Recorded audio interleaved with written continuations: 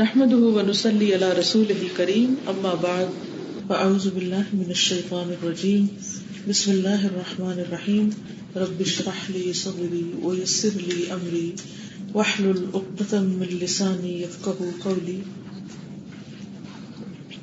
دو چیزیں انسان کو سب سے زیادہ جنت میں لے جانے والی ہوں گی. ایک ہے اللہ کا تقوی اور دوسرا ہے اچھا اخلاق. یہ دو چیزیں انسان کی کامیابی کی علامت ہے. تقویٰ تو انسان کے دل میں ہوتا ہے, وہ کسی کو نظر نہیں آتا کہ کتنا ہے اور کتنا نہیں. اس پر تو ہم سب خود ہی گواہ ہوتے ہیں, ہمارا ضمیر اندر سے بتاتا ہے. اور ضمیر بھی صرف بتاتا ہے, وہ کرتا کچھ نہیں ہے, وہ صرف ایک الارم ہے. جیسے خدا نخواستہ گھر میں کوئی ایمرجنسی ہو جائے تو جہاں الارم سسٹم سیٹ ہوتا ہے وہاں پر کیا ہوتا ہے کہ الارم بج جاتا ہے, لیکن الارم کسی چور کو یا کسی فائر کو کچھ نہیں کر سکتا.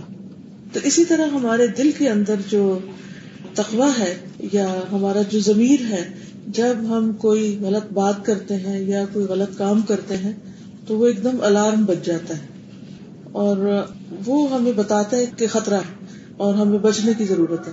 تو تقویٰ بیسیکلی بچنے کا نام ہے. تو اس کی کیا کوانٹٹی ہے, اس کا کتنا عمل دخل ہے ہماری زندگی میں, یہ اگر باہر کچھ نظر آتا ہے وہ تو ہمارے اخلاق میں. جتنا زیادہ جس کے اندر تقویٰ ہوگا اتنا زیادہ اس شخص کے اندر اچھا اخلاق ہوگا. کیونکہ تقویٰ کی مثال آپ یوں سمجھیں کہ جیسے ایک درخت ہوتا ہے نا, تو درخت کا کچھ حصہ باہر ہوتا ہے اور کچھ حصہ زمین کے اندر ہوتا ہے. تو جتنا زمین کے اندر ہوتا ہے اور جتنا وہ مضبوط ہوتا ہے اتنا ہی درخت کے باہر کا حصہ زیادہ خوبصورت اور زیادہ مضبوط ہوتا ہے اور زیادہ فائدہ مند ہوتا ہے. تو اس لیے ایک طرف تو ہمیں تقویٰ کے اوپر کام کرنے کی ضرورت ہے اور اپنے اندر کو سنوارنے کی ضرورت ہے, اپنے اندر کے ایمان کو اور اللہ سبحانہ وتعالیٰ کے ساتھ تعلق کو مضبوط کرنے کی, اور دوسری طرف ہمیں اچھے اخلاق کی ضرورت ہے, جس کی ضرورت ہمیں ہر وقت لوگوں کے ساتھ معاملہ کرتے ہوئے پیش آتی. تو اسی وجہ سے یہ کتاب لکھی گئی حسن اخلاق کے نام سے, کہ اچھے اخلاق, خوبصورت اخلاق, جو کہ خوبصورت معاملات کے لیے نہایت ضروری ہے. ایک ہمارا خلق ہوتا ہے اور ایک خلق ہوتا ہے. خلق ہماری فزیکل جو باڈی ہے اس کے لیے ہے کہ ہم کیسے ہیں. جیسے کسی بھی انسان کو ڈسکرائب کرنا ہو تو اس کے لیے وہ مرد ہے یا عورت ہے, وہ لمبا ہے یا چھوٹا ہے, یعنی اس کا قد موٹا ہے یا پتلا ہے, گورا ہے یا کالا ہے, تو یہ سارے اس کی فزیکل کنڈیشن کو ڈسکرائب کرتے ہیں. لیکن اس کے ساتھ ساتھ اس کا جو اخلاقی حال ہے یا اس کا جو معاملہ ہے یا اس کی جو خوبصورتی ہے وہ صرف اس شخص کے نقش و نگار یا اس کے رنگ یا اس کے قد کے اوپر نہیں ہوتی, بلکہ اس کے خلق پر ہوتی. اور خلق جو ہے وہ اخلاق اس کی جمع ہے کہ اس کی عادتیں کیسی ہیں, اس شخص کے بیہیویئر کیسے, اس کا کردار کیسا ہے, اس کا کیریکٹر کیسا ہے, اور اس کی گفتگو کیسی ہے, اس کا چلنا پھرنا, اٹھنا بیٹھنا. تو جو اخلاق ہے وہ ان ساری چیزوں سے متعلق ہے. بیسیکلی یہ آپ یوں سمجھے کہ جیسے انسان کی ہیبٹس ہوتی ہیں, تو اس میں جو کچھ بھی انسان کے کرنے کا ہے یا جس طرح کا انسان کا معاملہ یا رویہ ہونا چاہیے یا پسندیدہ معاملہ اور رویہ, وہ اس کتاب کے اندر بیان کیا گیا. یہ کتاب ساری کی ساری ویب سائٹ پر موجود ہے, اپلوڈڈ ہے, اس کے ڈیٹیل ایکسپلینیشن. اور آج بھی آپ لوگوں کے ساتھ اسی کتاب پر کچھ گفتگو ہوگی. طریقہ کار یہ ہوگا کہ میں یہ چاہوں گی کہ آپ میں سے ایک شخص عربی کی عبارت پڑھے اور دوسرا اس کا اردو ترجمہ کرے, اور پھر اس کے بعد اس کو تھوڑا سا الیبوریٹ کیا جائے. تو پہلے جو آیات ہیں وہ میں پڑھ دیتی ہوں اور اس کے بعد ہم احادیث سے یہ سلسلہ شروع کریں گے. اور اس میں آپ اچھی طرح خود پارٹیسپیٹ کریں, کیونکہ لرننگ صرف لسننگ سے نہیں ہوتی بلکہ اس سے زیادہ بہتر ہوتی ہے جب ٹو وے ہو, کہ دو طرفہ ہو, اور زیادہ مضبوط ہوتی. تو سب سے پہلے ہے قال اللہ تعالی وَإِنَّكَ لَعَلَى خُلُقٍ عَظِيمٍ. اللہ تعالیٰ کا ارشاد ہے اور بے شک آپ اخلاق کے بڑے مرتبے پر ہیں. نبی صلی اللہ علیہ وسلم کو خطاب ہے کہ آپ صلی اللہ علیہ وسلم کا اخلاق بہت عظیم الشان تھا, بہت بہترین تھا. تو اس کے لیے ہمیں پھر آپ صلی اللہ علیہ وسلم کی زندگی کو دیکھنا چاہیے کہ آپ کا اٹھنا بیٹھنا اور لوگوں کے ساتھ معاملہ کرنا کیسا تھا. اس کی مزید وضاحت ہوتی ہے قال اللہ تعالی فبما رحمت من اللہ لنت لهم ولو كنت فظا غلیظ القلب لانفضوا من حولك. اللہ تعالیٰ کا ارشاد ہے بس اللہ کی رحمت کی وجہ سے آپ ان کے لیے نرم مزاج ہیں. اگر آپ تند خو سخت دل ہوتے تو یہ آپ کے ارد گرد سے چھٹ جاتے، یعنی یہ آپ سے چلے جاتے. تو سب سے پہلی بات تو یہ کہ یہ کسی بھی انسان پر اللہ تعالیٰ کی رحمت ہوتی ہے کہ اس کے مزاج میں نرمی پائی جاتی. تو اچھے اخلاق کی پہلی پہچان کیا ہے؟ انسان نرم مزاج ہو، سختی سے دور ہو. پھر ساتھ ہی بتا دیجیے کہ اگر آپ سخت مزاج ہوتے، سخت دل ہوتے، بد اخلاق ہوتے تو صحابہ آپ کے ساتھ نہ ہوتے، وہ سب آپ کو چھوڑ کر چلے جاتے. اور یہی وجہ ہے کہ جس انسان کے اندر بھی یہ چیز آ جاتی ہے، اس کے مزاج میں سختی آ جاتی، پھر لوگوں کا اس کے ساتھ گزارا مشکل ہو جاتا ہے. ایک ہی بات ہوتی ہے، ایک ہی کام ہوتا ہے، لیکن اگر آپ اس کو نرمی سے کروائیں یا کریں تو اس کا امپیکٹ کچھ اور ہوتا ہے. اور اگر اس میں سختی آ جائے تو بعض اوقات وہ چیز ٹوٹ جاتی. جیسے کسی بھی چیز کو جب آپ سختی کے ساتھ ہینڈل کرتے ہیں، مادی چیزوں میں بھی آپ دیکھیں تو اس سے کیا ہوگا، کوئی ٹہنی ہے، کوئی بھی چیز ہے کہ جس کو آپ ہینڈل کر رہے ہیں، تو خاص طور پر ایسی چیزیں جو نرم و نازک ہوتی ہیں، وہ کہتے ہیں نا ہینڈل وتھ کیئر. آپ دیکھیے سب سے زیادہ نرم و نازک کون ہے؟ خود انسان ہے. اور انسانوں کے دل بعض اوقات اتنے حساس ہوتے ہیں، اتنے وہ نرم ہوتے ہیں کہ چھوٹی سی بات بھی ان کے لیے بہت تکلیف دہ ہو جاتی ہے، خواہ وہ کتنی بھی درست کیوں نہ ہو. اور اس کا اثر دوسرے کے دل پر بعض اوقات دنوں رہتا ہے، اور ہم سب اس کا ایکسپیرینس کرتے ہیں. تو اس لیے ہمیں اپنے فائدے کے لیے بھی اور دوسروں کے فائدے کے لیے بھی اپنے اندر وہ اخلاق لانا ہے جو اللہ سبحانہ وتعالیٰ کا مطلوب ہے. اور اس کے لیے سب سے پہلی چیز یہ ہے کہ ہمیں پتا ہو، اور صرف پتا ہونا کافی نہیں بلکہ بار بار ہم پتا کرتے رہیں، بار بار اپنے آپ کو ریمائنڈر دیتے رہیں. تو پہلی حدیث ہے، یہاں سے رائٹ ہینڈ سے شروع کرتے ہیں. عن ابی ہریرہ ان رسول اللہ صلی اللہ علیہ وسلم قال انما بعثت لاتمم صالح الاخلاق رواہ البخاری فی الادب المفرد الباب الحسن الخلق. سیدنا ابو ہریرہ رضی اللہ تعالی عنہ سے روایت ہے کہ رسول اللہ صلی اللہ علیہ وسلم نے فرمایا، بے شک میں اچھے اخلاق کی تکمیل کے لیے بھیجا گیا ہوں. تو اس سے یہ پتہ چلتا ہے کہ اللہ کے رسول صلی اللہ علیہ وسلم کو بھیجا اس لیے گیا تھا کہ لوگوں کے اندر اچھے اخلاق پیدا کیے جائیں، ورنہ تو انسان اور جانور میں فرق ہی کوئی نہیں. اور ایک اچھے مسلمان کی پہچان کیا ہے؟ کہ اس کا اخلاق اچھا ہو. ورنہ اس کا جو ایمان ہے وہ اللہ تعالیٰ کو مانتا ہے یا نہیں، وہ رسول اللہ صلی اللہ علیہ وسلم کو مانتا ہے یا نہیں، اللہ کی کتابوں کو مانتا ہے یا نہیں، یہ تو اللہ اور بندے کا معاملہ ہے. کوئی نہیں جج کر سکتا کہ کس کے دل کے اندر ایمان کیسا ہے. ہاں آپ کسی کی بھی ججمنٹ اس کے ظاہری اخلاق اور اس کے جو رویہ ہے اس کے ساتھ کر سکتے ہیں. تو اس حدیث سے آپ کے ذہن میں کیا بات آئی؟ آپ میں سے کوئی کچھ بتانا چاہے گا؟ پہلی چیز کیا آئی ذہن؟ ہم بیسکلی اس دنیا میں آئے ہیں کہ ہم اپنے اچھے اخلاق کے تھرو اچھی زندگی گزار سکیں اور آگے انشاءاللہ آخرت کے اندر بھی ہمیں اچھا ہی ملے اللہ کی طرف سے. اصل میں اگر ہم اپنا اینڈ سامنے رکھ کے دیکھیں نا کہ ہم نے الٹیمیٹلی کہاں جانا ہے، تو کیا ہے، وہ کہاں جانا چاہتے ہیں؟ آخر کار جنت. وہی منزل ہے، وہی ٹھکانا ہے. اور جنت کیسی جگہ ہے؟ بہت خوبصورت، بہت ہی خوبصورت.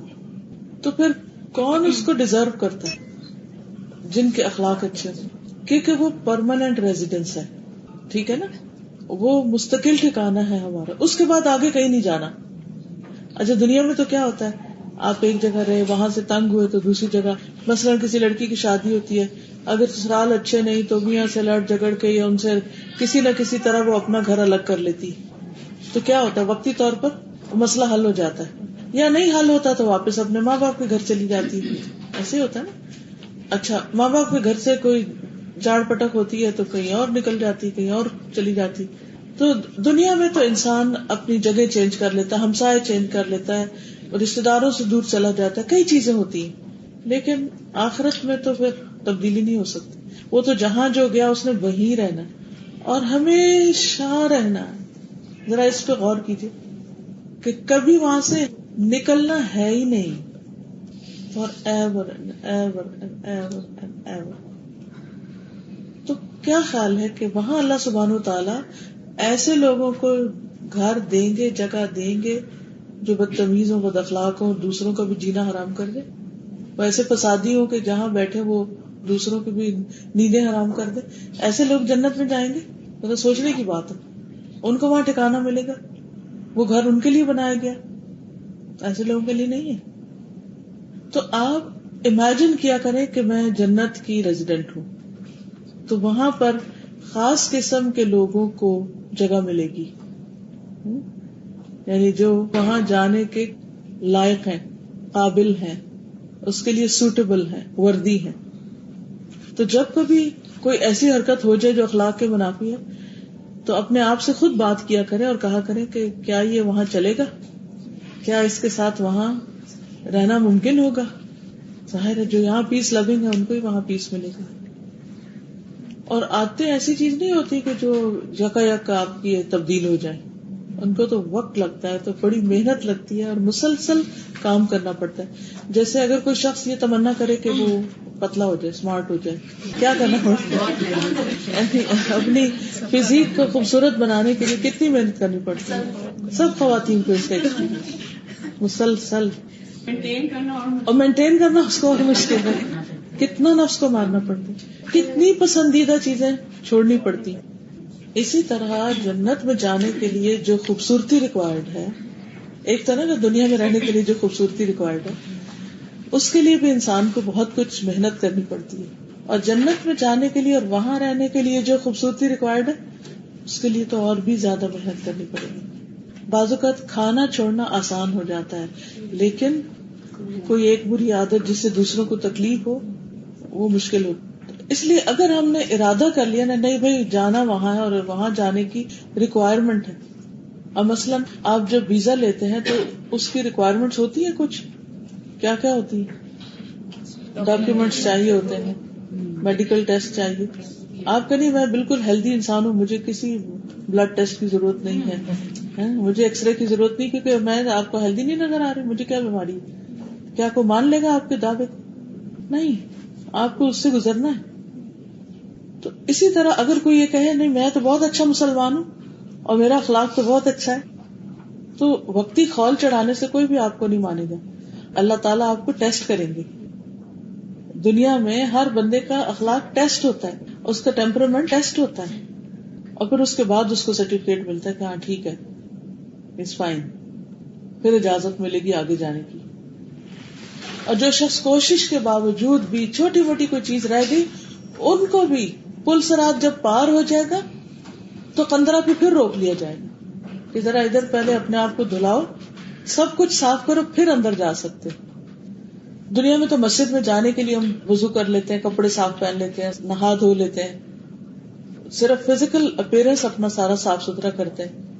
لیکن جنت میں جانے سے پہلے، اس بڑے گھر میں جانے سے پہلے اندر باہر دونوں ہی صاف کرنے پڑیں گے، اور اس کے لیے ابھی سے ورک آؤٹ کرنا پڑے گا.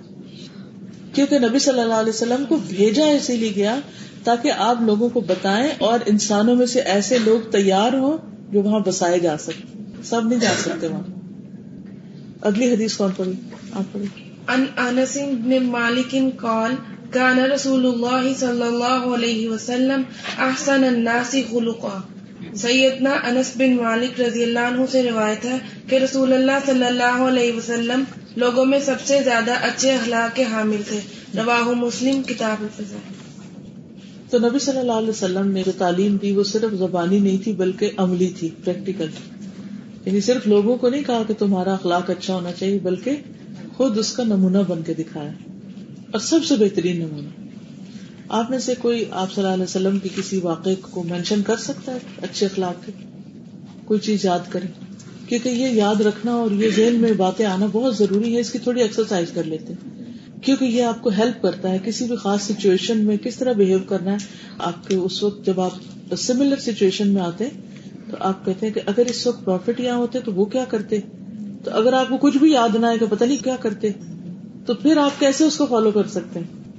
حضرت انس کہتے ہیں کہ میں 10 سال حضور صلی اللہ علیہ وسلم کی خدمت میں رہا، تو پھر آپ نے کیا کیا ان کے ساتھ؟ جو کام نہیں کیا آپ نے یہ نہیں پوچھا کہ کیوں نہیں کیا.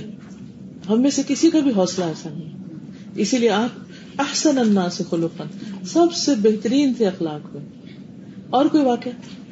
جو یہودیوں کی خاص عادت تھی کہ جب وہ سلام کرتے تھے تو السلام علیکم کہتے تھے بجائے السلام علیکم کی.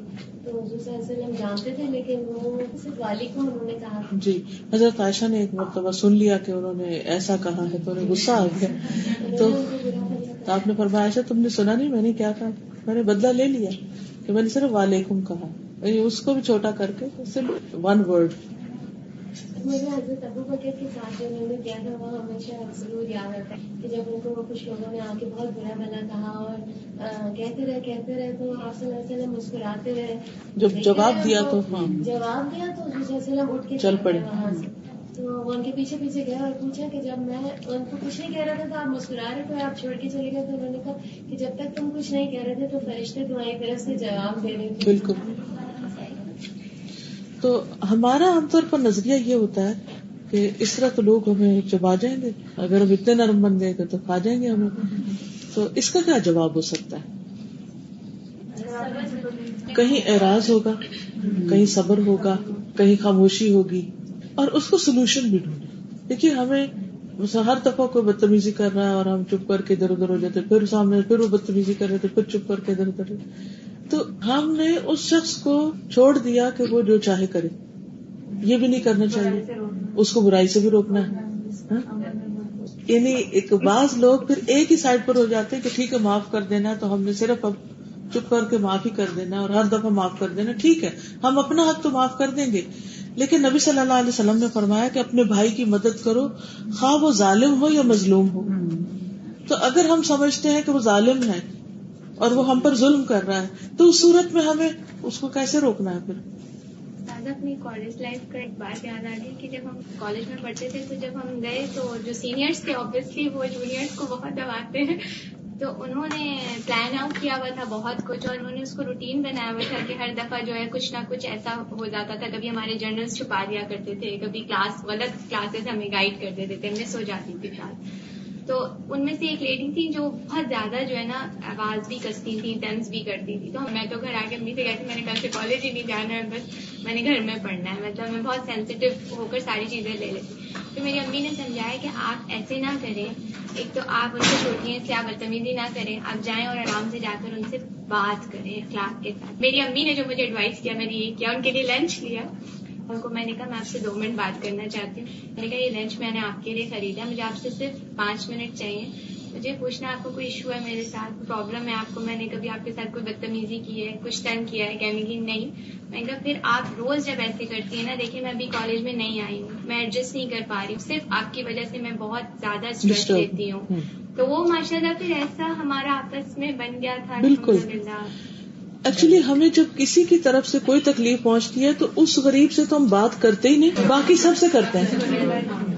اچھا اس سے کبھی بھی مسئلہ حل نہیں ہوتا کیونکہ اس کو تو پتہ ہی نہیں وہ کیا کر رہا ہے، وہ سمجھنا میں ٹھیک کر رہا ہوں. ہاں، اور کچھ جگہوں پہ ڈسٹنس کرنے سے تو کام ہی نہیں چلتا. یعنی کہیں پر آپ کو مل جل کر کام کرنا ہوتا ہے، ہسبینڈ وائف ہے، اب آپ ڈسٹنس تھوڑی کر سکتے ہیں. اب آپ کو ساتھ رہنا ہے، ساتھ چلنا ہے، ڈسکس کرنا تو حل نہیں ہے. تو پھر کمیونیکیٹ کرنا پڑے گا، بتانا پڑے گا. اچھا بعض اوقات ہم زبان سے نہیں بتا سکتے نا، کہہ نہیں سکتے، تو لکھ کے بات کی جا سکتی ہے، ٹھیک ہے نا. لیکن دوسرے کو بتانا لازم ہے، ضروری ہے کہ آپ کیا فیل کر رہے ہیں. اگر آپ نے نہیں کیا تو پھر آپ ظالم ہیں کہ آپ مدد نہیں کر رہے دوسرے کی. ہاں ظلم سہے چلے جا رہے ہیں، دوسرے کو ظلم کا موقع دیے چلے جا رہے ہیں، ٹھیک ہے نا. اچھا بعض اوقات آپ بات نہیں کر سکتے تو پھر آپ کسی اور کی مدد لے سکتے ہیں. اگر آپ دیکھیں کہ اس میں کام خراب ہو رہا ہے، کیونکہ بعض اوقات لوگ کہتے ہیں کہ آپ ہم سے ڈائریکٹ بات کر لیتے، آپ نے اس کو کیوں جا کے بتایا. مثلاً آپ کی اور ساس کے بیچ میں کوئی معاملہ ہے تو آپ اپنی امی کو کہتے ہیں آپ ذرا میری ساس سے بات کریں تو وہ کام اور خراب ہو سکتا ہے. تو وہ ساس کہے گی کہ اب تو میں آپ کی ماں ہوں، آپ مجھ سے خود ہی کہہ دیتی. اچھا اب کہنا کیوں مشکل ہوتا ہے؟ کیونکہ ہم پہلے سے ڈسٹنس کر چکے ہوتے ہیں نا، ادھر ادھر منہ کر رہے ہوتے ہیں یا بات ہی نہیں کر رہے ہوتے، تو پھر کس طرح کسی سے بات کریں گے جا کے. تو اس میں جو سلام کرنا ہے یا سلام کو رواج دینا ہے یا کثرت سے سلام کرنا، یہ بہت فائدہ مند ہے. ایک یہ کہ اسے موڈ آف کر کے نہیں پھرنا چاہیے، دوسرے یہ کہ سلام کرنا نہیں چھوڑنا چاہیے. تیسرا یہ ہے کہ دوسرے سے یہ جیسے انہوں نے کہا نا کہ مجھے 2 منٹ چاہیے آپ کے، کہا مجھے جب فارغ ہوں بتا دو. گمان اچھا رکھنا چاہیے. ہمیں پتہ ہی نہیں کتنا کیا سوچنا پہلے اس کو بالکل نیگیٹو مارکنگ کر کے. بالکل. تو گمان اچھا رکھنا چاہیے. اور پھر آپ جب بات شروع کریں تو آپ منفی جملے سے نہ کریں کہ مجھے آپ سے شکایت ہے. یعنی بہت سے لوگ جو ہیں جب دوسرے سے بات کرنے لگتے ہیں تو پہلے ہی دوسرے کی غلطی سے شروع کرتے ہیں. میں آپ سے بہت ہرٹ ہوتی ہوں، یا مجھے آپ سے بہت شکایت ہے، یا اس طرح کی کوئی بات نہیں کرنی. ٹھیک ہے، آپ میرے ساتھ یہ کر دیا، ہاں آپ نے میرے ساتھ ایسا کر دی، ایسی باتوں سے شروع نہیں کرنا. آپ دوسرے سے کہہ سکتے ہیں کہ آج کل میں تھوڑے اسٹریس میں ہوں، تو دوسرا پوچھ سکتا ہے کہ کس چیز کا اسٹریس ہے. تو پھر آہستہ آہستہ تھوڑی سی تمہید باندھ کے یا تھوڑا سا دوسرے کو پریپیئر کر کے بات شروع کرنی چاہیے. اچھا بعض لوگ کہتے ہیں اچھا آپ مائنڈ نہ کریں، میں نے آپ سے ایک سوال کرنا ہے. اب وہ جس نے نہیں بھی مائنڈ کرنا وہ پہلے اس کا دل بیٹھ جائے کہ پتہ نہیں کیا ہونے لگے. وہ جسے کہتے ہیں نا کہ پنک ہاتھی کے بارے میں مت سوچو. اب ہاتھی تو پنک نہیں ہوتا، جب ہم پنک ہاتھی کہتے ہیں تو وہ خود ہی ہاتھی کے اوپر رنگ آ جاتے ہیں، تو دوسرے کو ہم کانشیس کر دیتے ہیں. اس سے بھی ہم نے پرہیز کرنا ہے کہ ہم نے دوسرے کو کانشیس نہیں کرنا اور پھر آرام سے بات کر لینی. اور ایک اور چیز یہ بھی آپ کر سکتے ہیں کہ پہلے آپ نعمتوں کو گنوائیں یا اس شخص سے پہنچنے والے جو فیض ہے اس کا ذکر کریں. دیکھیں ہر شخص میں خیر بھی ہوتی، پازیٹیو طریقے سے شروع کریں. اس میں آپ ان سے کہیں کہ آپ کی یہ بات بھی بہت اچھی ہے، آپ کا ایسا بھی اچھا ہے، ایسا بھی اچھا ہے، ایسا اچھا ہے، لیکن پتہ نہیں کیوں میں ہی سینسیٹیو ہوں، مجھے یہ چیز تھوڑی سی تکلیف دے جاتی ہے، تو اگر میری کوئی غلطی ہے تو مجھے صاف بتا دیا جائے. یہ سچویشن کے مطابق دوسرے سے بات کی جا سکتی. اچھا پھر یہ ہے کہ جیسے کلوز ریلیٹیوز ہیں نا، تو ان کے ساتھ ہم کچھ ریزولوشن بھی کر سکتے ہیں، کوئی معاہدہ بھی کر سکتے ہیں، کوئی اگریمنٹ کر سکتے ہیں آپس میں کہ اگر میں ایسا کروں تو آپ مجھے روکیں، اور دوسرا بھی کہے کہ اگر میں ایسا کروں تو مجھے تم یاد دلا دینا. تو ہسبینڈ وائف کے درمیان اتنی کمیونیکیشن ضرور ہونی چاہیے کہ اگر مثلاً اس نے گھر آ کے سلام نہیں کیا تو آپ آگے خود اپنے عمل سے سلام کر لیں. وہ نہیں مسکرائے آپ مسکرا دیں، یا پھر پیار سے کہنے آپ نے مسکرانا ہے آج، یعنی کہ خوشی خوشی سے بات کریں تو انشاءاللہ مائنڈ نہیں کریں گے. لیکن اس کلچر کو عام کرنا ضروری ہے کیونکہ ہنستا کھیلتا مسکراتا کلچر جنت والوں کا ہے. اللہ تعالیٰ کو ایسے لوگ پسند ہیں، تو ہمیں ویسا بننا ہے، نہ کہ گھر کے اندر ایک ایسی خوف کی فضا چھائی بھی ہو کہ سارے کے سارے ہی ایک پریشانی کے عالم میں ہوں. اگلی حدیث کون پڑھے گا؟ عن ابی ہریرہ رضی اللہ قال قال رسول اللہ صلی اللہ علیہ وسلم اکمل المؤمنین ایمانا احسنهم خلقا رواہ ابو داؤد کتاب السنہ. سیدنا ابو ہریرہ رضی اللہ عنہ سے روایت ہے کہ رسول اللہ صلی اللہ علیہ وسلم نے فرمایا مومنوں میں سب سے زیادہ کامل ایمان والے وہ ہیں جو اخلاق میں سب سے اچھے ہوں. اس سے یہ پتہ چلتا ہے کہ اخلاق اور ایمان کا گہرا تعلق ہے، جیسے درخت کی جڑ اور اس کے پھول پتوں کا آپس میں گہرا تعلق ہے. اور سب سے اچھا ایمان اس کا ہے جس کا اخلاق سب سے اچھا ہے، یعنی لوگوں کے ساتھ اس کا معاملہ زیادہ اچھا ہے. ہم سب یہ جانتے بھی ہیں اور ہم کوشش بھی کرتے ہیں، لیکن ہم سب غلطیاں کر جاتے ہیں. غلطی ہو جائے تو کیا کرنا چاہیے، اب اس پہ بات کرتے ہیں. پہلے تو ہم نے دیکھا نا دوسرے سے غلطی ہو تو کیا کرنا چاہیے. اب یہ کہ اگر ہم سے غلطی ہو جائے مان لینا چاہیے، مان لینا چاہیے، اگر ہمیں ریئلائز ہو گیا تو فوراً رک جانا چاہیے. آپ سب سے امپورٹنٹ بات مجھے جو لگتی ہے جب ہمیں یہ پتا ہوگا کہ اگلا شخص جو کچھ بھی کر رہا ہے یہ اللہ کی مرضی کے بغیر نہیں ہے. جی یہ بھی سوچا جا سکتا ہے. اس میں یہ ہے کہ ہر بندے کا مزاج اللہ نے مختلف بنایا نا، اور کچھ لوگوں کا مزاج آپ تبدیل کر ہی نہیں سکتے. کچھ لوگ ہوتے ہیں ہنس مکھ ہوتے، کچھ لوگ ہوتے ہیں روکھے بھی کئی ہوتے ہیں. آپ جو مرضی کر لیں وہ نہیں ٹھیک ہو سکتے، ان کا مزاج ہی ایسا ہے اور ان کو پتا بھی نہیں، ان کو پرواہ بھی نہیں ہوتی. دل کے اچھے بھی ہوتے ہیں، دل کے اچھے بھی ہوتے ہیں، ایسا نہیں ہوتا کہ برے ہوتے، مگر ان کا جو آؤٹ لک ہے یا ان کا جو رویہ ہے وہ اس طرح نہیں ہے. کچھ لوگ ہوتے ہیں وہ لائیولی ہوتے ہیں، ہنسی مذاق کرنے والے ہوتے ہیں، مزاح کرتے ہیں. تو ایسی صورت میں سب سے پہلے تو ہمیں لوگوں کو اپنی مرضی کا ڈھال کے نہیں رکھنا یا دیکھنا، ان کو ایز اٹ از ایکسپٹ کرنا، یہ ایسے ہی ہے. جو شخص یہ سمجھ جاتا نا اس کو کوئی مشکل نہیں رہتی، کیونکہ مسئلہ وہ دیکھتا ہے کہ کسی کا کھٹکا ہو رہا ہے تو ایسا ہی ہے. اچھا بچوں کے ہم کیوں برداشت کرتے ہیں سارا دن, چور ہنگامہ چیزیں پھینک رہے ہیں کچھ کر رہے ہیں, تو ہم اس وقت کیا کرتے ہیں؟ ہمیں پتا ہوتا ہم کہتے ہیں بچے ہیں نا. اچھا اگر ہم تھوڑا فرسٹریٹ ہو تو جو ساتھ بیٹھا ہوگا وہ کیا کہے گا؟ بچے ہیں نا, تم تو بچی نہیں ہو, وہ تو بچے ہیں نا, ہے نا. یعنی تم ریئلائز کرو, ایکسپٹ کرو کہ وہ یہ بچے ہیں, انہوں نے یہ کرنا ہی کرنا ہے. اگر یہ نہ کریں تو یہ بچے نہ رہے, یہ تو اڈلٹ بن جائے. تو اس لیے ہمیں لوگوں کو ان کی عادات کے ساتھ ایکسپٹ کرنا ہوتا ہے. تو یہ ایسے ہی ہیں, جب ہمیں پتا ہو نا یہ ایسے ہی ہیں تو ہم کہتے چھوڑو ایسے ہی ہیں, کرنے دو ایسے ہی ہیں, یہ ایسے ہی بنائے گئے. جیسے زمین ہوتی ہے نا, انسان مٹی سے بنا نا, تو جتنی مٹی کی قسمیں ہیں نا اتنے قسم کے انسان ہیں. کوئی مٹی نمکین ہے, کوئی شریلی ہے, کوئی زرخیز ہے, کوئی نرم ہے, کوئی سخت ہے, کوئی خوشبودار ہے, کوئی پھیکی سی ہے. تو انسان بھی اسی طرح ہی. تو اس میں ان بیچاروں کا بھی یعنی کہ ان کو ایک مارجن دینا چاہیے کیونکہ ان کی اٹھان ایسی ہوئی ہے. ایک گھر میں پیدا ہونے والے بچوں کے آپس میں کتنے مزاج فرق ہوتے ہیں. ایک اتنا کیئرنگ ہوتا ہے, اتنا لونگ ہوتا ہے, آپ کی چھوٹی چھوٹی بات کا خیال رکھتا ہے, اور ایک آپ کے سامنے بیٹھا اور اس کو آپ کی تکلیف نظر نہیں آئے گی. فرق ہے نا, مزاج ہی فرق ہے. اور کیا کر سکتے ہیں, ہم سے غلطی ہو جائے تو پھر کیا کرنا چاہیے, بات یہ ہو رہی تھی نا. جس کے ساتھ ہم نے ظلم کیا, غلطی کی, تو اسی سے معافی مانگے, اسی سے معافی مانگو. ٹھیک ہے, جس مقدار میں ہم غلطیاں کرتے ہیں اتنے نفل تو پڑھ نہیں سکتے. اگر میں آپ سب سے کہوں کہ والنٹریلی ہاتھ کھڑا کریں کہ آج کس نے کوئی غلطی نہیں کی. میرے اندر یہ پرابلم ہے اور مجھ سے نہ چاہتے ہوئے بھی ایسا ہو جاتا ہے. وہ ہم سب سے ہوتا ہے. کبھی کبھی ہم نہیں چاہتے, چڑچڑاہٹ ہو جاتی ہے, جس سے پھر لگتا ہے کہ دوسرا ہرٹ ہو گیا, اور پھر اپنا ہی دل دکھتا ہے اور سمجھ نہیں آتا. اس کو سوری بھی بولو تو بھی وہ نہیں مانتا. بالکل اس کو بتانا چاہیے کہ میرے نیچر میں یہ کچھ ہے. ایک اور بات یہ کہ اس وقت ایکسپلین کرنے کے بجائے اچھا کچھ کر دینا چاہیے. ٹھیک ہے, یعنی سب سے بہترین طریقہ کیا ہے کہ جس کے ساتھ آپ نے زیادتی کی اسی کے ساتھ آپ اور اچھا کر دیں. تو ان الحسنات یذہبن السیئات.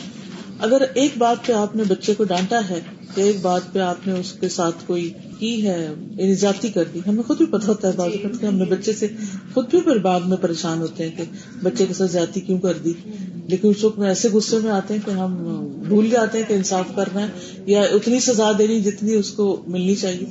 تو اس صورت میں پھر یہ ہے کہ کسی دوسری طرح کمپنسیٹ کرے, اس کی پسند کا کھانا بنا دے یا کوئی اور, یعنی کسی بھی طرح اس کو پھر خوش کر دے. ہسبینڈ کے ساتھ ہو گئی ہے, پیرنٹس کے ساتھ, بہن بھائیوں, دوستوں کے ساتھ, تو کچھ نہ کچھ اچھا کر دیں. تو ادفع باللتی ہی احسن فاذا الذی بینک وبینہ عداوۃ کانہ ولی حمیم. کہ دشمن بھی اس طریقے سے دوست بن جائے گا. انسان ہے, بار بار غلطی ہو رہتی ہے, ہم معافی بھی مانگتے ہیں, اپنی اس چیز کو ایکسپٹ کرتے ہیں, تو آپ اس کو سوری بھی بولتے ہیں, کبھی سوری مجھ سے غلطی ہو. بعضوں کا سوری کام نہیں کرتا, عمل کی سوری کریں نہ کہ زبان سے سوری.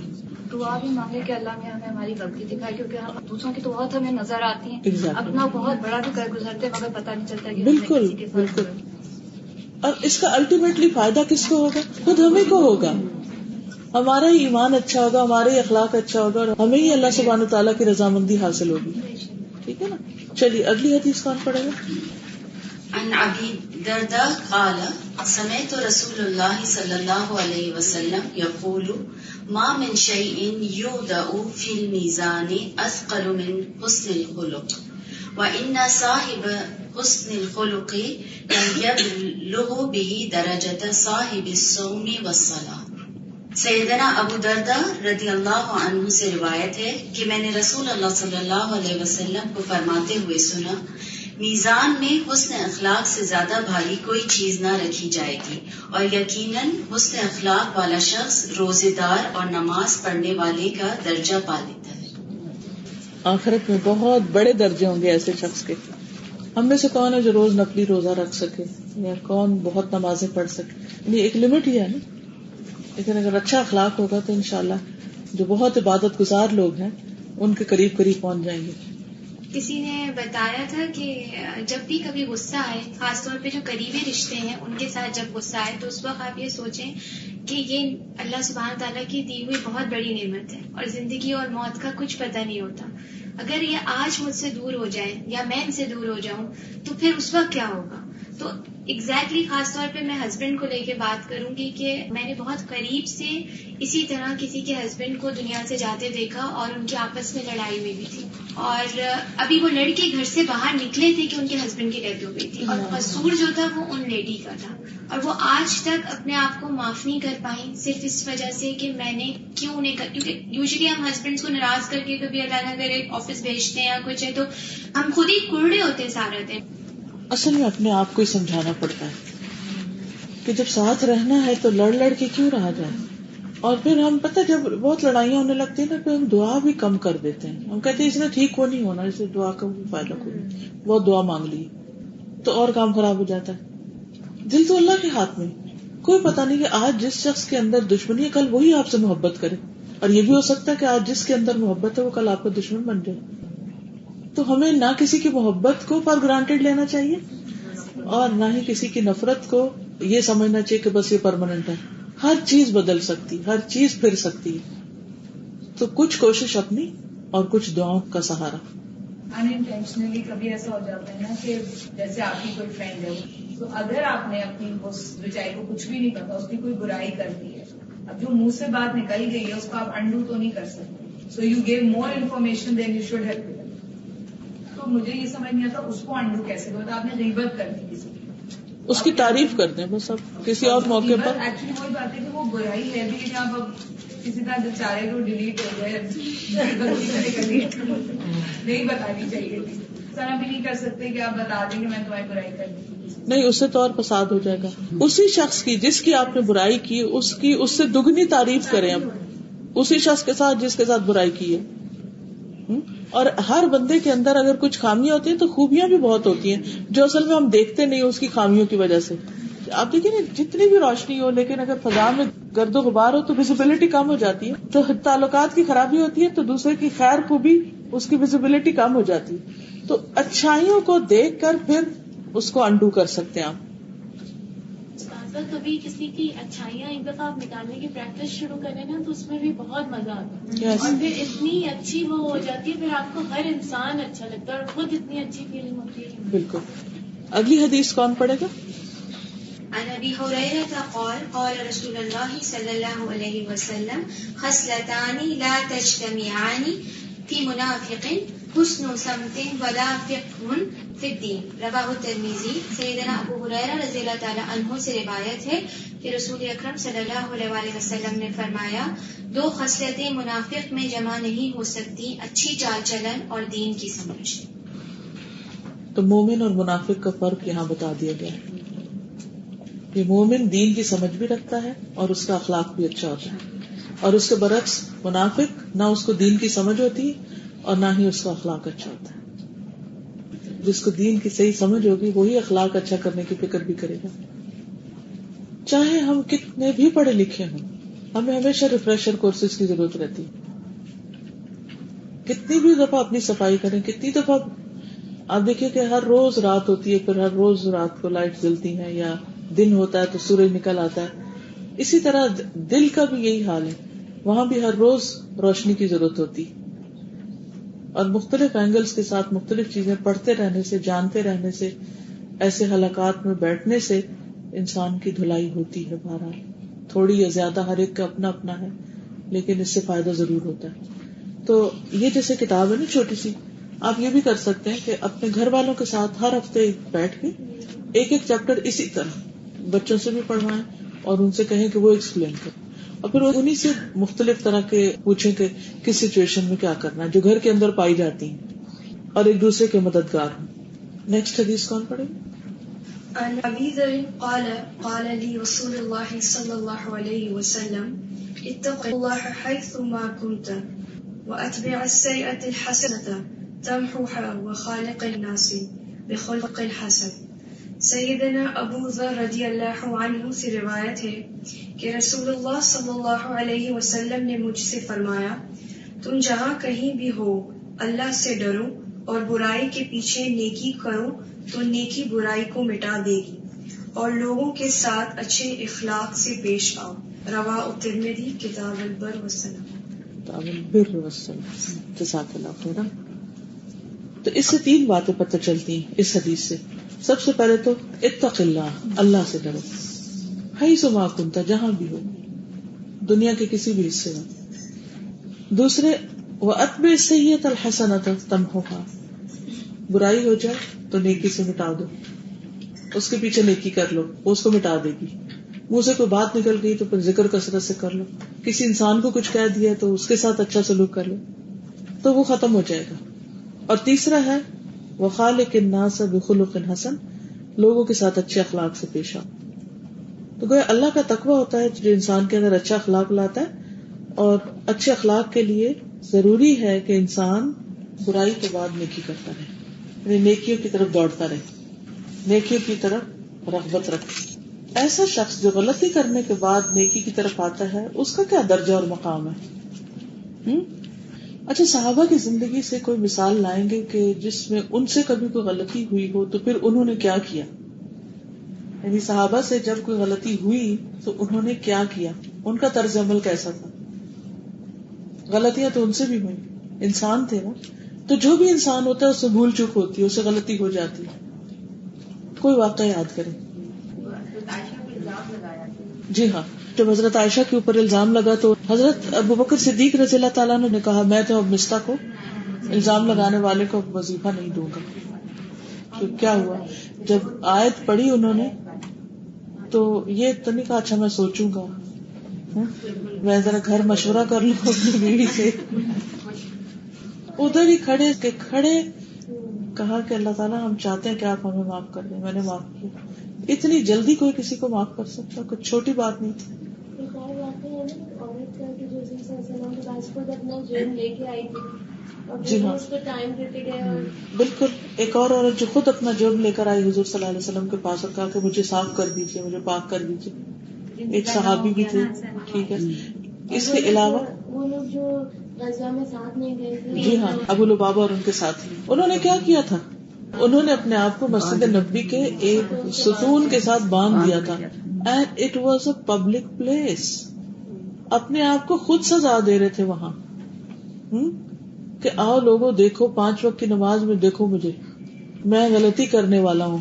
آپ یہ بھی تو کر سکتے تھے نا کہ پرائیویٹلی جا کے حضور صلی اللہ علیہ وسلم سے بات کر لیتے، یا پھر چپکے سے اللہ تعالیٰ سے ہی معافی مانگ لیتے، لیکن ان کے اوپر جو بوجھ تھا اس کو دور کرنے کے لیے اور واقعی اپنے آپ کو اور باقی سب کو سبق سکھانے کے لیے انہوں نے پبلکلی اپنی غلطی کا اعتراف کیا، عملی طور پریکٹیکلی۔ اچھا، ہمیں کیا چیز روکتی ہے غلطی کو ماننے سے؟ ہماری انا، ایگو۔ ہم سے غلطی ہو جائے تو ہم زیادہ کوشش اس میں کرتے ہیں کہ یہ ثابت کریں کہ ہم نے غلطی نہیں کی، ہماری ساری طاقت اس میں لگ جاتی کہ ہم ایکسکیوزز ڈھونڈنے میں، اپنے آپ کو ڈیفینڈ کرنے میں، اور یہ کہنے میں کہ نہیں جی مجھ سے تو غلطی نہیں، میرا قصور نہیں، بلیم کرنے شروع ہو جاتے ہیں، دوسرے کو ایکسکیوز کرنے لگتے ہیں، اور یوں سمجھتے کہ جیسے ہم نے اپنے آپ کو صاف کر لیا۔ لیکن اللہ تعالیٰ کو تو پتا ہوتا ہے نا کہ ہم نے کیا کیا۔ لوگوں سے ہم چھپا سکتے ہیں، اللہ تعالیٰ سے نہیں چھپا سکتے۔ تو بجائے اس کے کہ انسان جھوٹ بولے یا غلط بیانی کرے، کیونکہ وہ ایک جھوٹ سے بھی معاملہ نہیں بنتا، پھر اس پہ جب انسان غلط راستے پہ لگ جاتا ہے، غلط ایگزٹ لے لیتا ہے، تو پھر اسی پہ ہی جانا پڑتا ہے، اس کو پلٹنے کا راستہ بھی نہیں رہتا۔ ہم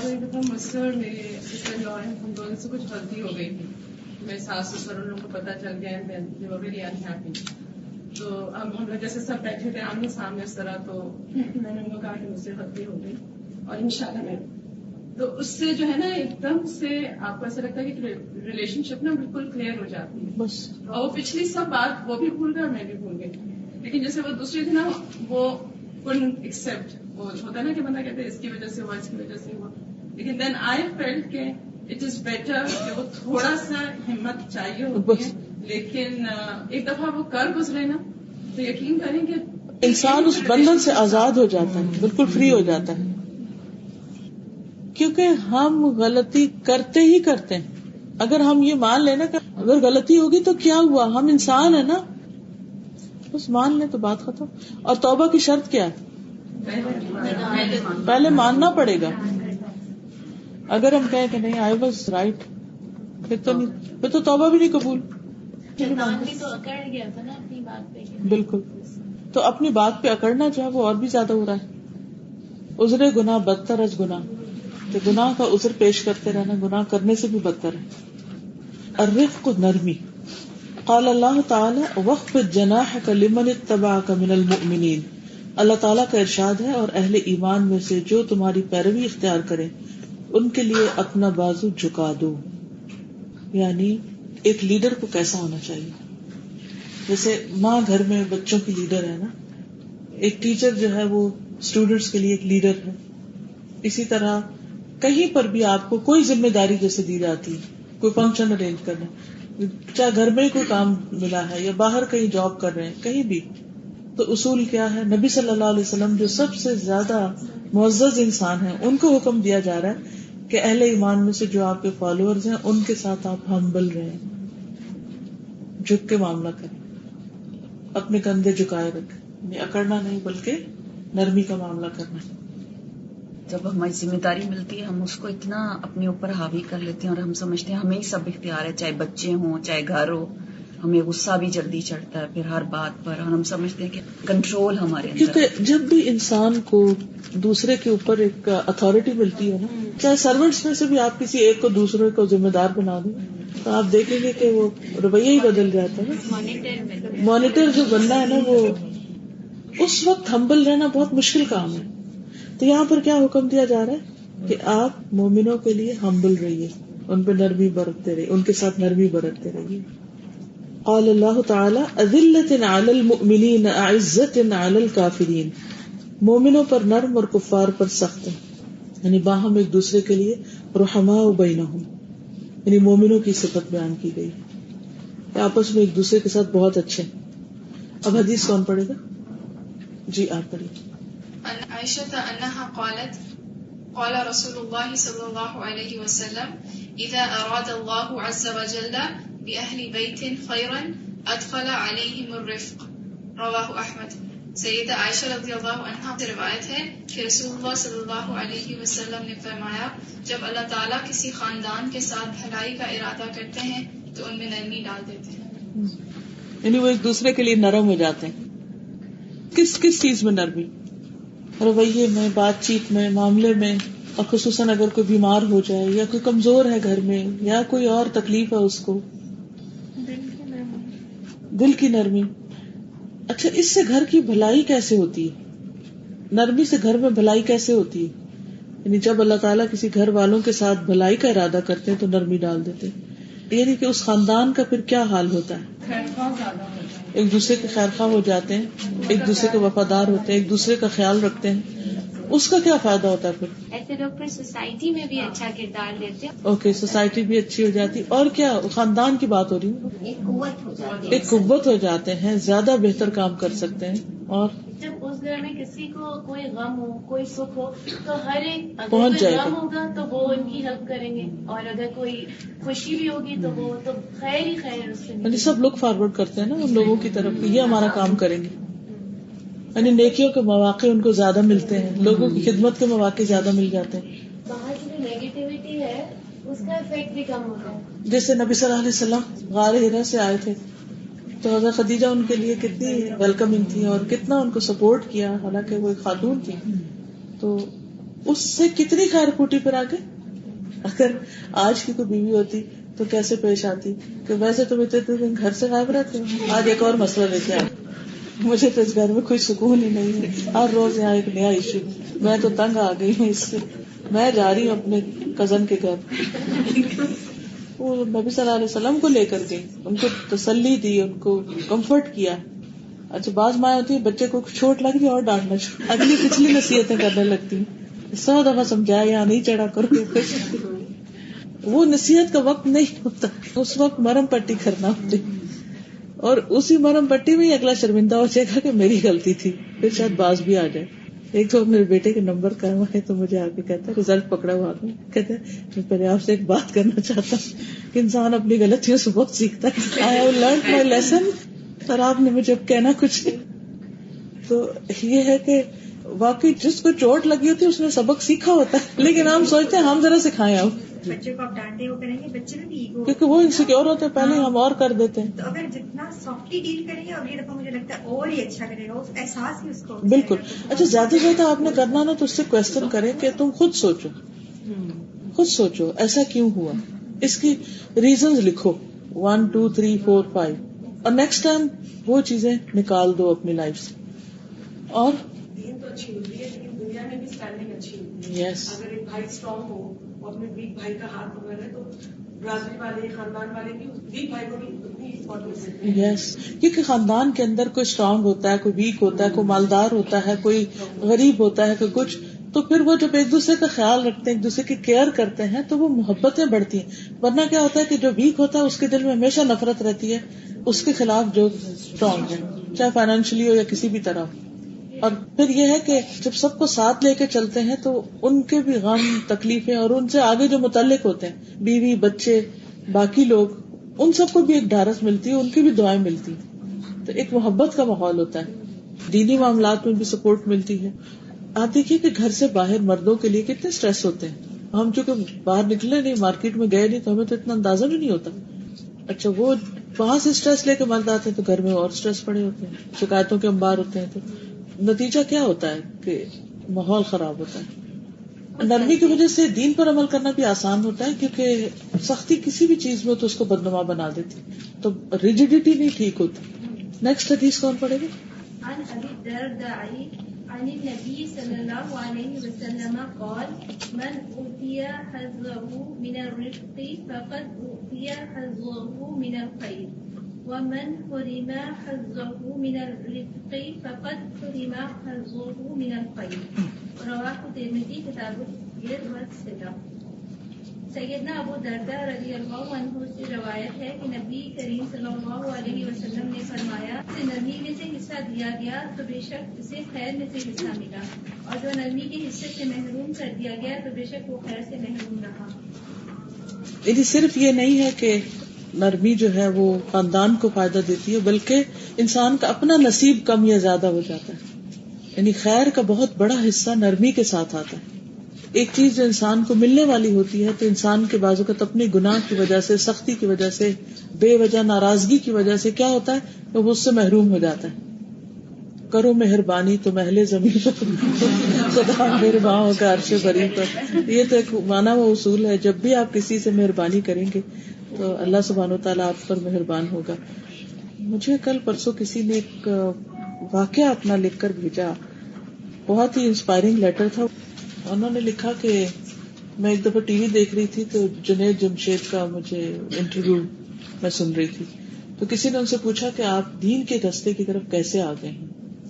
وہ کہتے کہ جب میں گانے وغیرہ گایا کرتا تھا تو کہتے اور تو میں کچھ نہیں سوچ سکتا، ایک واقعہ مجھے یاد آتا ہے تو مجھے لگتا ہے شاید اللہ نے اس کی وجہ سے مجھ پر رحم کیا کہ میں راستے سے گزر رہا تھا تو میں نے دیکھا کہ ایک کتا لہو لہان پڑا ہے، تو میں نے اس کو سائڈ پہ کر کے اس کو گڑھا کھودا اور اس کو اس میں دفنا دیا کہ چاہے جانور ہے مگر اس کی بھی ایک حرمت ہے نا.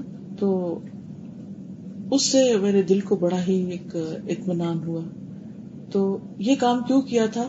وہ بات یاد کر کے کہ جس میں ایک فاحشہ عورت جو تھی کنویں میں اتری، دوبارہ موزے میں پانی لے کر آئی اس کتے کے لیے جو باہر پیاسا تھا. تو اللہ سبحانہ وتعالیٰ نے اس نرمی کی وجہ سے، اس شفقت کی وجہ سے اس کے سارے گناہ معاف کر دیے اور اس کو جنت میں داخل کر دیے، کیونکہ بیسک کیریکٹر اندر موجود تھا جس کا اظہار ہوا. تو وہ کہنے لگی کہ ہمارے گھر میں بھی کافی مشکلات ہوتی تھیں اور کچھ اس قسم کی چیزیں تھی کہ میں چاہتی تھی میرے ہسبینڈ دین کی طرف آ جائیں، بچے آ جائیں، لیکن سمجھ نہیں آتی. کہتی اس چیز نے مجھے ایک نقطہ دے دیا کہ میں نے ہر ایک کے ساتھ رحم کرنا ہے اور مہربانی کا سلوک کرنا ہے. تو کہتی کہ میں ایک دفعہ شاید بچے کو اسکول چھوڑنے جا رہی تھی کیا، تو میں نے دیکھا کبوتر مرا پڑا، میں نے اس کو اٹھا کے دفنایا اور اس کے بعد کوئی خیر ان کو ملی. پھر انہوں نے ایک اور موقع پر دیکھا تو مختلف اوقات میں وہ جانوروں کے ساتھ رحم کرتی رہی. اور اس کے انہوں نے اپنے وہ خط ہوتا تو میں پڑھ کے سناتی کیونکہ میں ایسے غلط بیانی نہ کر جاؤں کہیں. اس میں انہوں نے اپنے سارے واقعات لکھے ہوئے تھے کہ پھر کس طرح میرے گھر کے اندر، میرے خاندان میں دین بھی آیا، خیر بھی پھیلی، مہربانی بھی اللہ کی بہت ہوئی اور جو سکون آیا اور جس طرح میرے بچے جو ہیں وہ میری بات سننے لگ گئے وغیرہ وغیرہ. تو یہ ایک حقیقت ہے کہ جو رب جانور پر مہربانی کرنے پر معاف کر دیتا ہے وہ رب انسانوں کے ساتھ مہربانی کرنے کو کتنا پسند کرتا ہوگا. لیکن ہم انسان کی قیمت نہیں پہچانتے, اس کو توجہ نہیں دیتے, اس کے ساتھ شفقت کا معاملہ نہیں کرتے. تو یہی بات ہو گئی کہ جسے نرمی میں سے حصہ دیا گیا تو بے شک اسے خیر میں سے حصہ مل گیا. دنیا میں ہی خیر اس کے حصے میں آ گئی. کتنا بڑا گر ہے, کتنا بڑا راز. اور جو نرمی کے حصے سے محروم کر دیا گیا وہ خیر سے محروم ہو گیا. آپ دیکھیں کہ جیسے بچوں میں سے اگر کوئی اسٹبن ہو جائے کہ مجھے نہیں ماننی یہ بات, مجھے نہیں یہ کرنا, تو نتیجہ کیا ہوتا ہے؟ ایک طرح سے کٹ جاتا ہے. کوئی بھی شخص جو اسٹبن ہو جاتا ہے کسی بھی معاملے میں تو خیر سے محروم ہو جاتا ہے, علیحدہ رہ جاتا ہے, آئسولیٹ ہو جاتا ہے. وہ جو ایک مجموعی خیر جس سے سب کو فائدہ ہونا ہوتا ہے وہ اس کا حصہ نہیں بنتا. وہ استاد, جو لوگ اپنی جوانی میں جیسے بہت روڈ ہوتے ہیں یا موڈی ہوتے ہیں تو لوگ ان سے گھبرانے لگتے ہیں, دور ہوتے ہیں, تو پھر جب وہ بڑی عمر میں آ جاتے ہیں, میں نے پرسنلی دیکھے تو وہ اکیلے رہ جاتے ہیں, لوگ ان کو وزٹ بھی نہیں کرنا چاہتے. لیکن جو اپنی جوانی میں لوگوں کے ساتھ اتنے اچھے ہوتے ہیں کہ ان کے فرینڈز ہوتے ہیں سب, تو وہ میں نے بڑی بڑی بوڑھیوں کو دیکھا کہ چھوٹے چھوٹے بھی سب ان کے گھر جانا چاہتے ہیں, اور وہ بھی ہمیشہ خوش رہتے ہیں, ان کے گھر میں ہمیشہ رونق رہتی ہے. بالکل.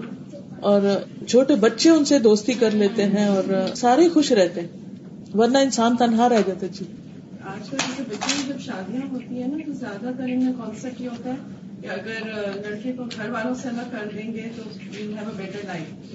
لیکن یہ اتنا ایک غلط کانسیپٹ ہے. میں یہ کہتی ہوں بے شک انسان الگ رہ رہا ہو, دیٹ از ناٹ, لیکن کٹنا نہیں چاہیے, تعلقات نہیں خراب کرنے چاہیے, کیونکہ اس سے کیا ہوتا ہے کہ پھر آپ بالکل آئسولیٹ ہو جاتے ہیں, اور جب آپ کو فیملی کی ضرورت ہوتی ہے تو آپ کو پھر کوئی پوچھتا نہیں. ایگزیکٹلی, بالکل, اٹس ناٹ سکسیسفل. اور ویسے بھی وہ حدیث مجھے اتنی اچھی لگتی ہے کہ جو شخص چاہتا ہے اس کے رزق میں برکت اور اس کی عمر میں برکت, اسے چاہیے کہ صلہ رحمی کرے, رشتوں کو جوڑ کے رکھے, پھر زندگی میں کمی نہیں آئے گی کسی چیز کی. اگلی حدیث کون پڑھے گا؟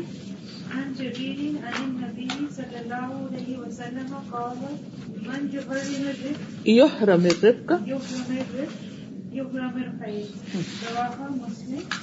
سیدنا جریر رضی اللہ عنہ سے روایت ہے کہ نبی اکرم صلی اللہ علیہ وسلم نے فرمایا جو کوئی نرمی سے محروم کیا گیا وہ خیر سے محروم کیا. یعنی کوئی معمولی بات نہیں ہے, بہت اسکیری بات ہے کہ اگر نرمی سے محروم ہوئے تو ہر خیر سے محروم ہو گئے. اور ہمیں ہر شخص خیر کا حریص ہے, بچوں کی خیر ہو, زندگی, مال, تو لیکن اگر نرمی نہیں ہوگی تو وہ خیر کا حصہ جو ہے وہ چلا جائے گا. کچھ لوگ ایسے بھی تو ہوتے ہیں نا جو اپنے اوپر ایک تار ہی کر کے رکھتے ہیں, اندر سے نرم ہوتے ہیں مگر انہیں یہ ڈر ہوتا ہے کہ اگر ہم بہت زیادہ کسی سے فرینک ہو جائیں گے یا کسی پہ تو لوگ ہماری عزت کم ہو جائے گی یا لوگ ہمیں اس طرح. ایسے بھی لوگوں سے آپ ملتے ہیں جو اندر سے بہت سویٹ ہوتے ہیں, ان کا بھی یہ خوف نکالنے کی ضرورت ہے. بس پھر وہی بات ہے کہ زمین کی قسمیں ہیں, کہیں پاؤں پڑے گا تو ایک طرح سے, کہیں تو ایک کے ساتھ معاملہ کریں گے ایک اور طرح ہوگا, دوسرے سے کریں گے تو مختلف ہوگا. نیکسٹ حدیث کون پڑھے گا؟ آپ پڑھیے. عن عائشة زوج النبي صلى الله عليه وسلم أن رسول الله صلى الله عليه وسلم قال يا عائشة إن الله رفيق يحب الرفق ويعطي على الرفق ما لا يعطي على الأنف وما لا يعطي على ما سواه رواه مسلم کتاب البر. سیدہ عائشہ رضی اللہ عنہا نبی کریم صلی اللہ علیہ وسلم کی زوجہ سے روایت ہے کہ رسول اللہ صلی اللہ علیہ وسلم نے فرمایا, اے عائشہ, بے شک اللہ تعالیٰ نرمی کرنے والا ہے, نرمی کو پسند فرماتا ہے, اور نرمی پر وہ جو کچھ عطا فرماتا ہے وہ سختی پر نہیں دیتا اور نہ اس کے علاوہ کسی چیز پر عطا فرماتا. یعنی صرف انسان دنیا کی خیر سے نہیں بلکہ اللہ تعالیٰ کی طرف سے پہنچنے والی بہت سی نعمتوں سے محروم ہو جاتا ہے کہ اس کے بغیر کسی اور طریقے سے مل ہی نہیں سکتا. جیسے ابھی یہ کبوتر والا واقعہ, یہ کتے والا واقعہ جو ہے, اسی کو سامنے رکھ لیجیے کہ زندگی میں جب کوئی رکاوٹ آ جائے, کوئی کام نہ ہو رہا ہو, کوئی مسئلہ حل نہ ہو رہا ہو, کسی انسان کے ساتھ تعلق ٹھیک نہ ہو رہا ہو, یا کوئی مالی پریشانی ہو, ان ساری چیزوں میں سے اس کا جو علاج ہے ایک دعا تو ہے ہی, اللہ تعالیٰ کو پکارنا, باقی سب, لیکن انسانوں کے ساتھ مہربانی شروع کر. جانوروں کے ساتھ مہربانی شروع کر دیں, اپنے رویے میں نرمی اور لچک لانا شروع کر دیں, تو آپ دیکھیں گے کہ بہت سے رکے ہوئے اٹکی ہوئی چیزیں جو ہیں وہ ٹھیک ہونا شروع ہو جائیں گی. یعنی ایک تو ہے نا کہ ہم عادتاً کرتے ہیں کچھ چیزیں, اور کچھ چیزیں ہمیں کانشیسلی بھی کرنی ہے, پھر شعور کے ساتھ ایک وظیفے کے طور پر. یعنی ایک وظیفہ تو ہوتا ہے نا ذکر کا ہم کرتے ہیں, اور ایک وظیفہ یہ بھی کرنا ہے کہ میں نے اتنے لوگوں کو کھانا کھلانا ہے, یا اتنے لوگوں کو پانی پلانا ہے, یا اتنے لوگوں کو ان کے کوئی علاج معالجہ کرانا ہے, یا کوئی اور دکھ تکلیف ان کی دور کرنی. تو انشاءاللہ جب آپ بندوں کی تکلیفیں دور کریں گے تو اللہ سبحانہ وتعالیٰ آپ کی کرے گا. جو ان کی دل سے دعا نکلتی ہے وہ بھی بہت ویلیو رکھتی ہے, آپ اسی کی تکلیف دور کرتے ہیں. ہم ویسے کہتے ہیں ہمارے لیے دعا کرنا, لیکن جب وہ تو کرے گا تکلف میں کر دے گا کوئی, لیکن اس طرح جو دل سے کرے گا وہ اس کی تو بات ہی کچھ اور ہے. لیکن اسی طرح اگر آپ نے کسی پر ظلم کیا اور اگر وہ اپنے دل سے آپ کے لیے کوئی برا چاہیں تو وہ بھی بہت لگتی ہے, وہ بھی آہ لگتی ہے. مظلوم کی جو بد دعا ہے وہ بھی کتنی تیزی سے لگتی ہے پھر. لیکن یہ سارا ایک سرکل میں جا, سب سے پہلے اگر آپ کا اخلاق اچھا ہے, آپ ریئلائز کریں گے اپنی غلطی سے اس وقت جب آپ کو پتا ہے کہ آپ نے غلطی کی ہے, جب آپ ریئلائز کریں گے تب آپ ظاہر ہے اگلا اسٹیپ لیں گے. So it basically it's a whole training process, یہ پورا ٹریننگ کا پروسیس ہے جو آپ کو خود اپنے آپ کو دینی پڑتی ہے. بالکل. اور وہ نالج سے, پڑھنے سے, لوگوں سے بات کرنے سے, محفلیں اٹینڈ کرنے سے ہی آپ کی بصیرت جو ہے وہ اتنی کھلتی ہے کہ آپ کو اندازہ ہو سکتا. بالکل. آئسولیشن میں کچھ بھی نہیں ہو سکتا. انسان کو اللہ تعالیٰ نے پیدا ہی ایک اجتماعی شکل میں کیا, یعنی انسان کو انسان کی ضرورت ہے, کوئی بھی انڈیپینڈنٹ نہیں ہو سکتا. پھر اللہ سبحانہ و تعالیٰ قرآن مجید سے تو سکھاتے ہیں, حدیث سے بھی سکھاتے ہیں, نبی صلی اللہ علیہ وسلم کی سیرت سے, صحابہ کی سیرت سے ہم سیکھتے ہیں, لیکن ہم ایک دوسرے سے بھی بہت کچھ سیکھتے ہیں, آپس میں ایک دوسرے سے. بعض اوقات کوئی شخص اس کو پتہ ہی نہیں ہوتا کہ وہ کیا کہہ رہا ہے, لیکن وہ پورے کا پورا میسج آپ کے لیے ہوتا ہے. اس کی کوئی نیت ارادہ نہیں ہوتا کہ وہ آپ کو کوئی لیکچر دے, وہ کوئی واقعہ سنا رہا ہوتا ہے, وہ کوئی اپنا ایکسپیرینس شیئر کر رہا ہوتا ہے, لیکن آپ کو یوں لگتا ہے کہ جیسے یہ سارا تو میرے لیے تھا. تو یہ بھی اللہ تعالیٰ کی بہت بڑی رحمت ہے. لیکن اگر ہم کسی سے ملیں گے ہی نہیں, اگر ہم کسی سے بات چیت ہی نہیں کریں گے, یا ہم کسی کو کوئی امپورٹینس ہی نہیں دیں گے, تو پھر کیا ہوگا؟ پھر خیر سے محروم ہو جائیں گے. اس شخص کی طرف سے ملنے والی جو خیر ہوگی اس سے کرائے جائیں گے. اچھا, بعض لوگ کیوں نہیں ملتے؟ اس ڈر سے نہیں ملتے کہ یہ ہمیں کوئی کام نہ کہہ دیں. یہ بھی ایک چیز ہوتی ہے. حالانکہ جس سے آپ ڈر رہے ہیں نا, ہو سکتا ہے وہ آپ کا کرنے والا ہو, وہ آپ کے کسی کام آنے والا ہو. اور کئی دفعہ ایسا ہوتا ہے کیونکہ ہر چیز تو اللہ نے کرنی. آئسولیشن میں پھر انسان اور ڈپریسو اور ایگزیکٹلی اپنے آپ کو کھاتا ہے, اور ہر چیز منفی ہو جاتی, اور دوسروں کی ہر چیز پر غلط لگنے لگتی. اس سے اپنی بھی پریشانی بڑھتی اور دوسروں کو بھی آپ پریشان کرتے ہیں. اگلی حدیث کون پڑھے گا؟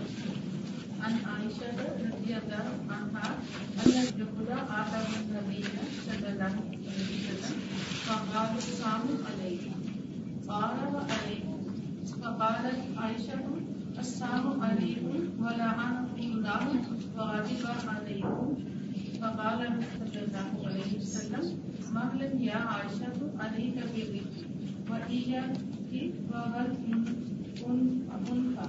والفحش قالت اولم تسمعوا ما قالوا قال اولم تسمعي ما قلت رددت علیہم فیستجاب لی فیہم ولا یستجاب لهم. سیدہ عائشہ رضی اللہ عنہا سے روایت ہے کہ یہود نبی کریم صلی اللہ علیہ وسلم کی خدمت میں حاضر ہوئے اور کہا السلام علیکم, تم پر ہو. نبی کریم صلی اللہ علیہ وسلم نے فرمایا وعلیکم, تم پر بھی ہو. لیکن سیدہ عائشہ رضی اللہ عنہ نے کہا السلام علیکم ولعنکم اللہ وغضب علیکم, تم پر موت ہو اور اللہ کی لعنت ہو اور اللہ کا غضب ہو. تو رسول اللہ صلی اللہ علیہ وسلم نے فرمایا ٹھہرو اے عائشہ, میں بھی اختیار ہوں اور سختی اور بدکلامی سے بچوں.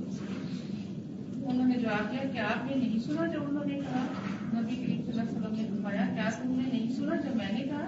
میں نے ان کی بات انہیں پر لوٹا دی اور میری بات ان کے بارے میں قبول کی اور ان کی میرے بارے میں. کس قدر پازیٹیو رویہ, کس قدر مثبت بات ہے. اچھا, حضرت عائشہ کا جو ریئیکشن تھا نا بہت نیچرل, اور جیسے عام طور پہ ہم سب کا ہوتا ہے کہ فوراً جو ان کے دل میں انہوں نے کہہ دیا. تو اب آپ دیکھیے کہ ہونا کیا چاہیے تھا کہ حضور صلی اللہ علیہ وسلم خوش ہو جاتے کہ میری بیوی کتنی اچھی ہے، اس نے اتنا مجھے سپورٹ کیا ہے، اور میرے خاطر اس نے کیا کیا ان کو کہہ دیا میرے دشمنوں کو. کہ آپ صلی اللہ علیہ وسلم کا اخلاق دیکھیے کہ جو آپ کو برا کہہ رہا ہے اسی سے ہی روک رہے ہیں. کہتی ہیں آپ نے نہیں سنا انہوں نے کیا کہا، تو آپ نے بس اتنا کہا تم نے نہیں سنا جو میں نے کہا، اتنا ہی کافی تھا. اور اس موقع پر حضرت عائشہ کی تربیت کی آپ نے اور فرمایا ٹھہرو عائشہ نرمی اختیار کرو. کس کے ساتھ؟ دشمنوں کے ساتھ. یعنی اگر ہم نان مسلمز کے ساتھ عام طور پر ملتے جلتے رہتے ہیں، اور اگر ایسے بھی لوگ ہیں کہ ہمیں پتا ہے کہ یہ ٹھیک نہیں، بعض اوقات ایسا ہوتا ہے نا، اور ایون مسلمز کے اندر بھی ہمیں پتا ہوتا ہے کہ کچھ لوگ they are not good to us. خاندان میں ہو سکتے ہیں، میل جول میں ہو سکتے ہیں، ہمیشہ ہم ان سے کنارہ کرتے رہتے ہیں نا کہ یہ کچھ کہہ نہ دیں یا کچھ کر نہ دیں، ایک خوف سا ہوتا ہے ان کے بارے میں. تو ان کے ساتھ بھی رویہ کیسا ہونا چاہیے، یہ اس لحاظ سے حدیث بہت ہی خوبصورت ہے کہ جب وہ ایسا کہنے لگی تو آپ نے حضرت عائشہ کو روک دیا. نہیں، کیوں روکا؟ کیونکہ ایسا کرنا پھر بد اخلاقی میں شامل ہو جاتا کہ نہیں عائشہ ایسا نہیں کہو. اور فرمایا علیہ بالرفق، نرمی وإیاک بالعنف، سختی نہیں کرنی، شدت سے بچو، والفحش، اور بد کلامی سے بچو. یعنی انہوں نے کیا کہا تھا؟ وَلَعَنَكُمُ اللَّهُ وَغَضِبَ عَلَيْكُمْ، لعنت بھیجی تھی. تو ان کا کہ بد کلامی میں شامل ہو جاتا. جیسے بعض لوگوں کا تکیہ کلام ایسا ہوتا ہے کہ جیسے تیرا بیڑا غرق ہو، یعنی اس طرح کے جملے بولتے رہتے ہیں، تیرا ککھ نہ رہے. یہ سنے ہوگے جملے آپ نے، بہت کامن ہے، ہر زبان میں کچھ ایسے محاورے ہوتے ہیں. تو اس کو ہم ریپلیس بھی تو کر سکتے ہیں نا، کس چیز سے؟ اللہ تمہارا بھلا کرے، یا پھر اللہ تمہیں ہدایت دے. عائشہ نرمی اختیار کرو، سختی اور بد کلامی سے بچو. ہم اسی سچویشن کو سامنے رکھ کے دیکھیں جو ہمیں کوئی ایسا معاملہ پیش آتا ہے تو ہم تو کہیں تو تم تو میرے دوست ہی نہیں اگر تم میرا ساتھ نہیں دو گے، اور تم چند باتیں نہیں سناؤ گے دوسرے کو. اور کتنے پازیٹو تھے آپ کہ میں نے جو کہا وہ تو قبول ہو گئی دعا، اور جو انہوں نے کہی وہ نہیں ہوئی. تو مجھے فکر کس بات کی؟ جیسے ابو لہب کی بیوی بھی جب آئی تھی آپ صلی اللہ علیہ وسلم ابو بکر کے ساتھ بیٹھے تھے، اس نے کہا تھا مزمم، تو آپ آرام سے بیٹھے رہے. کہا کہ میں تو محمد ہوں، میں ہوں ہی نہیں جو یہ کہہ رہی ہے. تو بعض اوقات لوگ ہمیں جھوٹا کہتے ہیں یا کچھ اور ہم پہ الزام لگاتے ہیں، تو اگر آپ نہیں ہیں جھوٹے یا آپ کے اندر وہ خامی نہیں ہے تو آپ کو بالکل بے فکر رہنا چاہیے کہ ان کی باتیں مجھ پہ فٹ ہی نہیں آتی. کسی نے مجھے میسج میں بڑا اچھا بھیجا کہ تو بچوں کی لڑائی ہو گئی، ایک بچے نے دوسرے بچے کو کہا کہ تم جھوٹے ہو، تو اس نے آگے سے کہا غصہ نہیں کیا، اس نے کہا میری مما کہتی ہے جو کہتا ہے وہی ہوتا. بات ہی ختم. چلیے آخری 2 حدیثیں پڑھ کے میں ابھی فارغ کر دیتی ہوں. عن عائشة زوج النبي صلى الله عليه وسلم عن النبي صلى الله عليه وسلم قال ان الرفق لا يكون في شيء الا زانه ولا ينزع من شيء الا شانه. سیدہ عائشہ رضی اللہ تعالی عنہا نبی صلی اللہ علیہ وسلم کی زوجہ سے روایت ہے کہ نبی کریم صلی اللہ علیہ وسلم نے فرمایا بے شک نرمی جس چیز میں بھی ہوتی اسے زینت دار بنا دیتی، بیوٹیفائی کر دیتی، اور جس سے یہ نکال لی جاتی اسے عیب دار کر دیتی. ان عبداللہ ابن مسعود قال قال رسول اللہ صلی اللہ علیہ وسلم الا اخبرکم بمن يحرم على النار او بمن تحرم عليه النار على كل قریب ہین سہل. سیدنا عبداللہ ابن مسعود سے روایت ہے کہ رسول اللہ صلی اللہ علیہ وسلم نے فرمایا کیا میں تمہیں اس کی خبر نہ دوں جو آگ پر حرام ہے یا آگ اس پر حرام ہے، ہر اس شخص پر جو قریب، نرم خو اور آسان ہے، یعنی جسے ڈیل کرنا آسان ہے، اور جو لوگوں کے قریب ہوتا ہے، لوگوں کی بات سن لیتا ہے اور نرمی سے معاملہ کرتا ہے، اسپیس دیتا ہے دوسروں. جزاکم اللہ خیرا. سبحانک اللہم و بحمدک اشہد ان لا الہ الا انت استغفرک و اتوب الیک. السلام علیکم و رحمۃ اللہ وبرکاتہ.